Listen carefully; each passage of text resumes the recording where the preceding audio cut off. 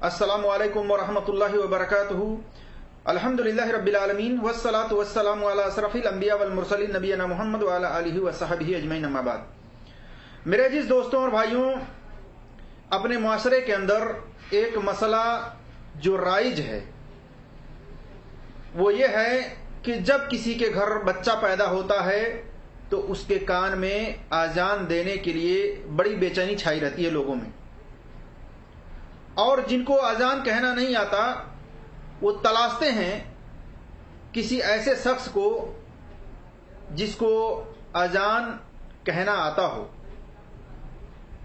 اسی طرح سے میں آپ کے سامنے کچھ مولوی حضرات کے بیانات دکھانا چاہوں گا کہ دیکھیے یہ کس طریقے سے یہ مولوی حضرات لوگوں کو مشقت میں ڈال رہے ہیں. یہ چیزیں دین کا حصہ نہیں ہیں، کسی بھی صحیح حدیث سے ثابت نہیں ہے میرے عزیز دوستوں اور بھائیوں. تو آپ سب سے پہلے یہ دیکھ لیں کہ اس کے اندر کون کون سے مولوی صاحب لوگ ہیں جو کہ اس کو بڑھاوا دیے ہوئے ہیں، اور کچھ تو کہتے ہیں مستحب ہے، کچھ کہتے ہیں سلف صالحین سے ثابت ہے، کچھ کہتے ہیں کہ اس پر عمل ہے. میرے عزیز دوستوں اور بھائیوں، سب سے پہلی بات یہ جان لیں کہ اللہ کے نبی صلی اللہ علیہ وسلم کی سنت نہیں ہے. آئیے سب سے پہلے آپ دیکھیے ان مولوی کے بیانات جو کتنے دھڑلے کے ساتھ بچے کے کان میں اذان دینے کی بات کو کہہ رہے ہیں اور کتنا یہ زور دے رہے ہیں. یہ سوال یہ ہے، پچھلے درس میں بھی یہ بیان کیا گیا کہ بچے کے کان میں اذان کے بارے میں، بچے کے کان میں اذان دینے کے بارے میں اس وقت میدان عمل میں دو رائے پیش کی جاتی ہیں. پہلی رائے یہ پیش کی جاتی ہے کہ اذان کہنی چاہیے، اور دلیل کون سی دی جاتی ہے؟ ابو رافع کی روایت کہ رسول اللہ صلی اللہ علیہ وسلم کو میں نے دیکھا كان يؤذن في اذن الحسن حين ولدته فاطمہ رضی اللہ تعالی عنہا کے گھر جب بیٹا پیدا ہوا تو آپ نے اذان کہی. دوسری رائے اس وقت میدان عمل میں یہ ہے کہ اذان کہنا درست نہیں. کیوں درست نہیں؟ کہ وہ حدیث جس میں اذان کا تذکرہ ہے وہ اس پلے کی روایت نہیں کہ اس کو مانا جائے، وہ حدیث ضعیف ہے. علماء امت نے ان پہلوؤں کو پیش کیا ہے. اب سوال یہ ہے کہ ان دونوں پہلوؤں میں درست کیا ہے؟ دونوں پہلوؤں میں درست وہ چیز ہے جو رسول اللہ صلی اللہ علیہ وسلم سے لے کے آج تک تعامل امت سے ہم تک پہنچا ہے.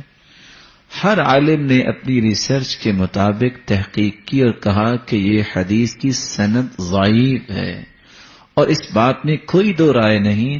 جو روایت ضعیف ہو جائے وہ قابل حجت نہیں ہوتی، اور ہم اس کو بیان کرنا یا اس پہ عمل کرنے کو پسند بھی نہیں کرتے، کیونکہ جو چیز اللہ کے رسول سے ثابت نہیں.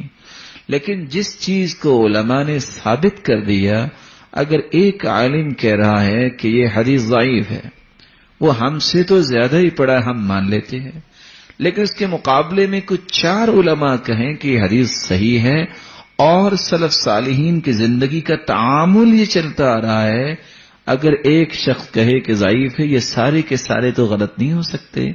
تو پھر ایک کے مقابلے میں دوسرے کی بات اس لیے اوتھینٹک ماننی پڑتی ہے کہ یہاں روایت بھی ہے، درایت بھی ہے، عمل بھی ہے. تو اسی بنیاد پہ ہی پیش کیا جاتا ہے کہ وہ جو ابو رافع کی روایت ہے سند کے اعتبار سے، اس کو علماء نے صحیح کہا ہے، اس لیے اذان کہنی چاہیے. شکرا یا ربی شکرا هديت قلبي شکرا نورت دربی شکرا شکرا یا رب. بیٹا ملے یا بیٹی، دونوں نعمتیں ہیں اپنے اللہ کی، دونوں پہ خوشخبری دیجئے. ولادت کے بعد کان کے اندر اذان دینی چاہیے. ترمذی اور ابو داؤد میں ہے. ابو رافع رضی اللہ عنہ فرماتے ہیں رأیت رسول اللہ صلی اللہ علیہ وسلم اذن فی اذن الحسن ابن علی، میں نے رسول اللہ صلی اللہ علیہ وسلم کو دیکھا کہ کہ اللہ کے نبی صلی اللہ علیہ وسلم نے حسن بن علی کے کان میں اذان دی. حین ولدته فاطمہ بالصلاۃ، اذان نماز والی اذان دی جب فاطمہ رضی اللہ تعالی عنہا نے ان کو جنم دیا. امام ترمذی رحمہ اللہ اس روایت کو بیان کرنے کے بعد لکھتے ہیں والعمل علیہ، کہ سلف میں سے اس روایت پر عمل رہا ہے، سلف صالحین اس پر عمل کرتے رہے ہیں. ولادت کے تھوڑی دیر کے بعد جی جی جی بہرحال بھائی نے سوال کیا کہ بچوں کی جو پیدائش ہوتی ہے لوگ اذان دیتے ہیں، تو اس تعلق سے یاد رکھیے علماء کا اختلاف ہے اس معاملے میں، اور کچھ علماء نے اس کو جو ہے سنت قرار دیا کہ ہاں یہ کیا جا سکتا ہے، لیکن کچھ علماء نے اس کو بعد میں یہ کہا کہ نہیں یہ روایتیں چونکہ ضعیف ہے یہ نہ کیا جائے. لیکن بہرحال جو ہے سلف علماء کے اندر اس معاملے میں اختلاف ہے. جیسے علامہ ناصر الدین البانی نے اس کو جو ہے درست قرار نہیں دیا، لیکن شیخ بن باز نے کہا کہ نہیں ٹھیک ہے کوئی دے دے تو کوئی اس میں حرج نہیں ہے. تو چونکہ جب علماء میں اختلاف ہوتا ہے اس معاملے میں تو امت کو اختیار ہوتا ہے پھر اس مسئلے کے اوپر. علماء میں جب اختلاف ہوتا ہے کسی مسئلے پر تو اختیار ہے بہرحال، چونکہ اس حدیث پر اختلاف ہے، کچھ نے اس کو صحیح کہا اور کچھ نے اس تعلق سے ضعیف کہا.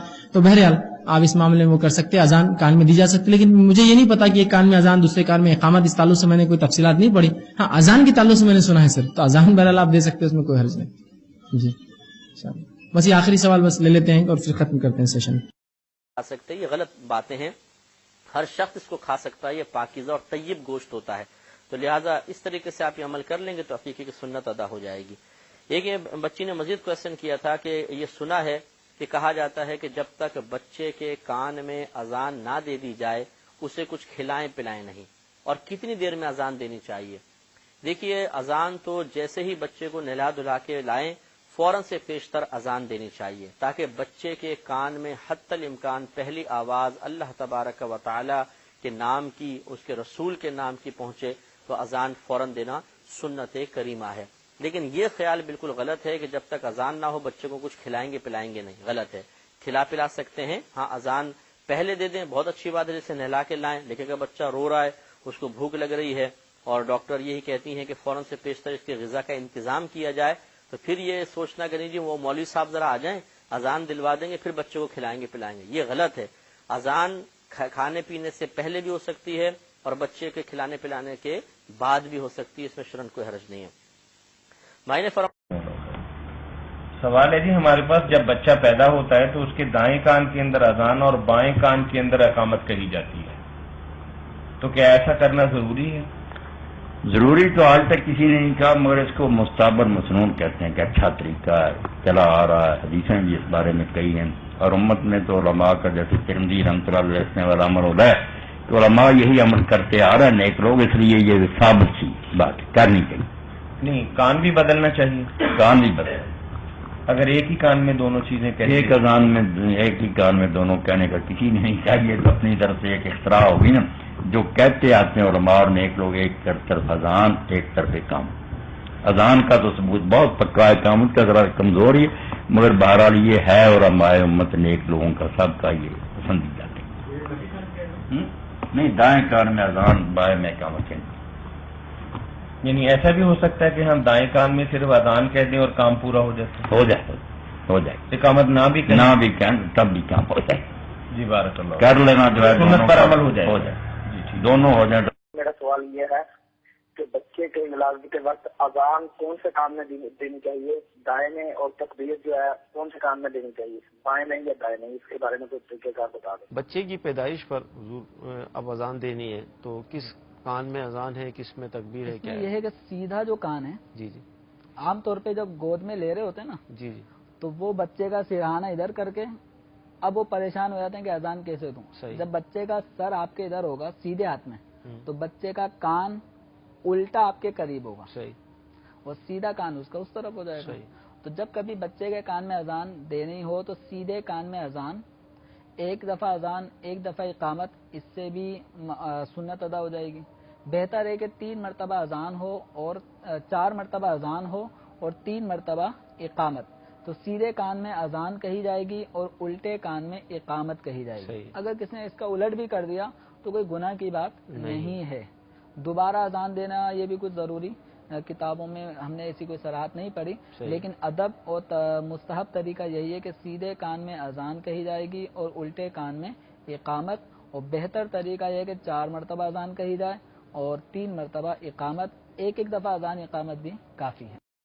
فاسألوا أهل الذكر إن كنتم لا تعلمون. ایک بھائی کا سوال ہے کہ بچے کے کان میں اذان دینے کا کیا حکم ہے؟ کیا یہ پوری دنیا میں دی جاتی ہے یا کسی خاص علاقے کے ساتھ اس کا تعلق ہے؟ دیکھیں، بچے کے کان میں اذان دینے کے بارے میں شروع سے لے کر آج تک مختلف ہر یعنی دور میں لوگ یہ عمل کرتے ہیں جس کو تواتر عملی کہا جاتا ہے. اس حوالے سے جو حدیث ہے وہ سنن ابو داود کے اندر موجود ہے، جلد 7 صفحہ 431 ہے، اور بہت سی کتابوں کے اندر آپ کو اس مفہوم کی حدیث مل جائیں گی، لیکن وہ حدیث سندن ضعیف ہے. اس حدیث میں جس حدیث میں بچے کے کان میں اذان کا ذکر ہے، حدیث کچھ اس طرح ہے کہ ابو رافع رضی اللہ تعالیٰ عنہ اپنے والد سے روایت کرتے ہیں کہ وہ رسول اللہ صلی اللہ علیہ وسلم سے روایت کرتے ہیں کہ آپ صلی اللہ علیہ وسلم نے حسن رضی اللہ تعالیٰ عنہ یعنی حسن بن علی رضی اللہ تعالیٰ عنہ کو جب وہ پیدا ہوئے تو ان کے کان میں اذان دی. تو یہ روایت ضعیف ہے، اس کی سند میں جو ہے عاصم بن عبید اللہ راوی ضعیف ہے. تو اس کو بہت سارے علماء نے ضعیف قرار دیا ہے، شیخ البانی علیہ رحمہ نے، شعیب الارناؤوط علیہ رحمہ نے، اور بہت سے علماء نے اس روایت کو ضعیف قرار دیا. ہاں، کچھ علماء اس روایت کو حسن بھی قرار دیتے ہیں. تو اس کی وجہ سے اب علماء میں دو آراء موجود ہیں. کچھ علماء کہتے ہیں اذان دینی چاہیے، کچھ علماء کہتے ہیں نہیں دینی چاہیے. عبادت میں قاعدہ یہ ہوتا ہے کہ ثبوت ضروری ہوتا ہے، یعنی کوئی بھی کام ہم عبادتاً کرتے ہیں تو اس میں ثبوت چاہیے ہوتا ہے. تو ثبوت یہاں پر وہ تو ختم ہو چکا ہے کیونکہ حدیث ضعیف ہے، ثبوت ہے نہیں. اب علماء کی آراء میں ائمہ اربعہ میں 3 امام جو ہیں وہ اس کے جواز کے قائل ہیں، اور امام مالک رحمۃ اللہ علیہ وہ اس کو مکروہ سمجھتے ہیں، کہتے ہیں کہ یہ اذان نہیں دینی چاہیے. تو حدیث ضعیف ہے علماء میں، کچھ علماء کہتے ہیں جائز ہے، کچھ علماء کہتے ہیں ناجائز ہے. تو واللہ تعالی علم سمجھ یہی آتی ہے کہ یہ اذان بچے کے کان میں دینا نبی کریم صلی اللہ علیہ وسلم سے، صحابہ کرام سے ثابت نہیں. ایک بات. دوسری بات، جو لوگ دے رہے ہیں وہ لوگ کس لیے دیتے ہیں کہ ہمارا بچہ مسلمان ہو. لیکن بچہ فطرت اسلامی پر پیدا ہوتا ہے. آپ نے وہ حدیث سنی ہوگی، نبی کریم صلی اللہ علیہ وسلم نے ارشاد فرمایا کہ بچہ فطرت اسلامی پر پیدا ہوتا ہے، اس کے والدین اس کو یا یہودی بناتے ہیں یا عیسائی بناتے ہیں. جیسے جیسے وہ بڑا ہوتا ہے والدین اس کی تربیت کرتے ہیں، یا یہودی بن جاتا ہے یا عیسائی بن جاتا ہے، لیکن بچہ مسلمان پیدا ہوتا ہے. ہم اس وجہ سے بچے کے کان میں اذان دیں کہ یہ مسلمان ہو جائے، یہ عقیدہ رکھنا غلط ہے. اور ہمارے کئی لوگ جو اذان دیتے ہیں وہ اس عقیدے کی بنیاد پر دیتے ہیں. تو اب ہمیں کوشش کرنی چاہیے، جب ہمیں اس مسئلے کا پتہ چل گیا ہے، جو لوگ دے رہے ہیں ان کو یہ نہ کہیں کہ بھائی تم بدعت کر رہے ہو یا یہ تم غلط کر رہے ہو. انہیں سمجھانے کی کوشش کریں کہ یہ پیارے نبی صلی اللہ علیہ وسلم سے ثابت نہیں ہے. کیوں؟ پیارے نبی صلی اللہ علیہ وسلم سے جو چیز ثابت ہے وہ کریں، اس کا ثواب ہے. جو ثابت نہیں ہے اس میں اپنے آپ کو تھکانے کی ضرورت نہیں. کئی دفعہ اس طرح ہوتا ہے کہ ہسپتال میں اگر بچہ پیدا ہو تو ہمارے مسلمان کئی ان کو اذان نہیں یاد یا اقامت نہیں یاد، یا کوشش کرتے ہیں کہ بھئی کوئی نیک بندہ ہو، پھر وہاں پہ کوئی مولوی صاحب ڈھونڈے جاتے ہیں یا فون کیا جاتا ہے اپنے محلے کے مولوی صاحب کو کہ آئیں اور بچے کے کان میں اذان دیں. تو ایک مشقت طلب کام بھی ہے، اور جس کا ثبوت نہیں ہے اس میں ہم اتنی کوشش کیوں کریں. تو ہمیں کوشش کرنی چاہیے کہ بچے کے کان میں اذان دینے والا جو کانسیپٹ ہے اس کو ہماری عوام سے آہستہ آہستہ وہ نکالنے کی کوشش کریں. کیوں؟ کیونکہ یہ نبی صلی اللہ علیہ وسلم کی سنت نہیں ہے. اگر سنت ہوتی تو اس کو ہم داخل کرنے کی کوشش کرتے، لیکن ایک چیز غلط مشہور ہو جائے تو اس کو آہستہ آہستہ نکالنے کی کوشش کرنی چاہیے. واللہ تعالی عالم بالصواب. فاسألوا أهل الذكر إن كنتم لا تعلمون.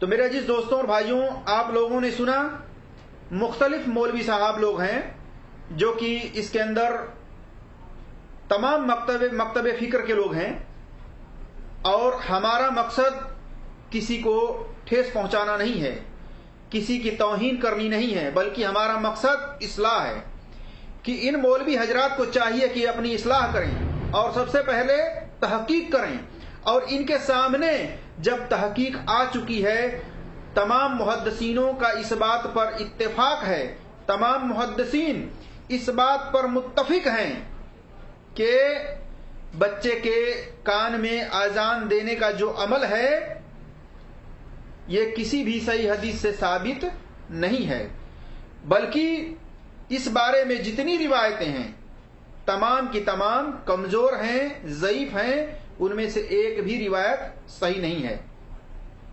اور جو امام حاکم رحمت اللہ علیہ نے اس کی سند کو صحیح کہا ہے، ان سے مسٹیک ہوا ہے۔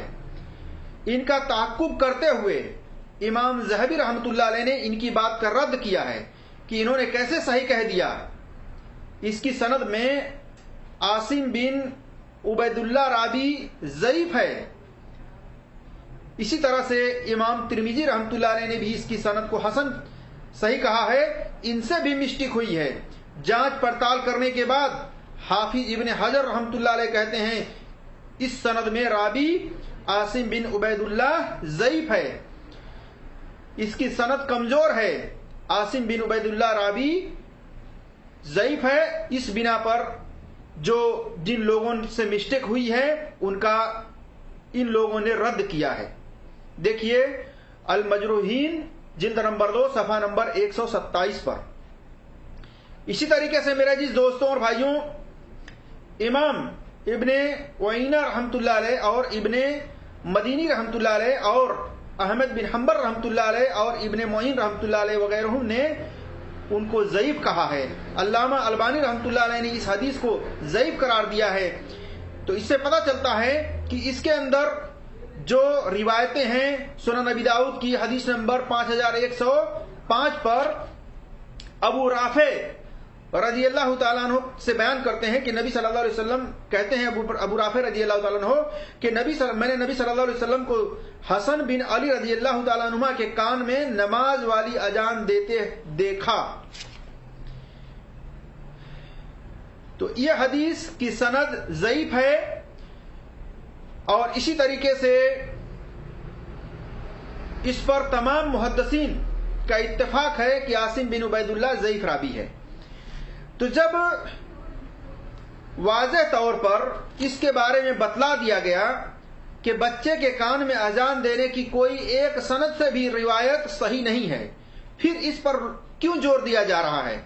میرے عزیز دوستوں اور بھائیوں، اسماء و رجال کی جو کتابیں لکھی گئی ہیں، جانچ پڑتال کے ساتھ راویوں کی رپورٹنگ کی گئی ہیں، اس کا جمع کرنے کا اس کا لکھنے کا کیا معنی؟ جب اسی طریقے سے اپنی منمانی چلانی ہے کہ نہیں مستحب ہے، بچے کے کان میں اذان دینا سنت ہے، بچے کے کان میں اذان دینے والی تمام روایتیں ضعیف ہیں، لیکن سلف سے ملتا ہے، یہ سلف کا نام استعمال کیا جاتا ہے جو کہ سلف صالحین سے بھی صحیح سند کے ساتھ ثابت نہیں ہے۔ اور اسی طرح سے دلیل میں پیش کرتے ہیں کہ عبد العزیز رحمت اللہ علیہ بچوں کے کان میں اذان دیا کرتے تھے، اس کی بھی سند ضعیف ہے، اس کے راویوں کے اوپر سخت جرح کیا ہوا ہے محدثینوں نے۔ تو اس سے پتہ چلتا ہے کہ سلف صالحین کا نام بھی جو لوگ استعمال کرتے ہیں وہ بھی غلطی پر ہیں، ان کا بھی یہ کہنا درست نہیں ہے، اور نہ اس پر اجماع ہے۔ اور جو لوگ دلیل دیتے ہیں کہ بچے کے کان میں اذان دینا یہ فطرت اسلام میں سے ہے، اور کچھ لوگ یہ سمجھتے ہیں کہ بچے کے کان میں اگر اذان دی جائے تبھی وہ مسلمان کہلائے گا، اذان نہ دی جائے تو مسلمان نہیں کہلائے گا، یہ بھی غلط فہمی ہے۔ جبکہ نبی صلی اللہ علیہ وسلم کی صاف ستھری حدیث ہے کہ ہر بچہ اسلام کے فطرت پر پیدا ہوتا ہے، پھر اس کو اذان دینے کی کیا ضرورت؟ اسی طرح سے کہتے ہیں کہ اذان اس لیے دیا جاتا ہے کہ اذان دینے سے شیطان بھاگتا ہے۔ کیا شیطان بھاگتا پھر دوبارہ نہیں آتا ہے؟ تو یہ سب بہانے بازیاں ہیں بچے کے کان میں اذان دینے کے لیے، اللہ کے رسول صلی اللہ علیہ وسلم کی سنت نہیں ہے میرے عزیز دوستوں اور بھائیوں. اس لیے اس رواج کو ختم کریں, اس رسم کو ختم کریں اور وہی کام کریں جو نبی صلی اللہ علیہ وسلم سے ثابت ہے. نبی صلی اللہ علیہ وسلم نے فرمایا من عمل عمل اللہ علیہ امرنا فهو رد, جس نے کوئی ایسا عمل کیا جس پر ہمارا عمل نہیں ہے وہ رد ہے, وہ مردود ہے, وہ قابل قبول نہیں ہے. صحیح مسلم حدیث نمبر 1718. اسی طرح سے نبی صلی اللہ علیہ وسلم کی طرف ضعیف حدیثیں, موضوع حدیثیں, من گھڑت حدیثیں منسوب کرنا, نبی صلی اللہ علیہ وسلم کا نام لے کر کے, ایسے مولویوں کو بھی چاہیے کہ اپنی اصلاح کریں. نبی صلی اللہ علیہ وسلم نے ایسے لوگوں کے لیے وارننگ دی ہے. فرمایا صحیح بخاری کے اندر حدیث نمبر 106 سے 110 تک دیکھیں, من کذب علی فلیتبوأ مقعدہ من النار, کہ جس نے جان بوجھ کر کے میری طرف کوئی ایسی بات منسوب کی جس کو میں نے نہیں کہی ہے, اس کو چاہیے کہ وہ اپنا ٹھکانہ جہنم میں بنا لے. تو میرے عزیز دوستوں اور بھائیوں, ہر مولوی کی بات کو چیک کریں. ہر مولوی کوئی بھی ہو, کسی بھی مکتب فکر سے تعلق رکھنے والا ہو, اس کی بات کو چیک کریں. اس کی بات اگر صحیح دلیل کے ساتھ ہے اس کی بات کو مانیں, اگر صحیح دلیل کے ساتھ نہیں ہے اس کی بات کو رد کر دیں, اس کی بات کو ترک کر دیں اور اس کی اصلاح کریں. اللہ تبارک و تعالیٰ سے دعا ہے کہ اللہ تبارک و تعالیٰ ہم تمام مسلمانوں کو قرآن اور صحیح حدیث پر عمل کرنے کی توفیق عطا فرمائے. آمین یا رب العالمین. السلام علیکم ورحمۃ اللہ وبرکاتہ.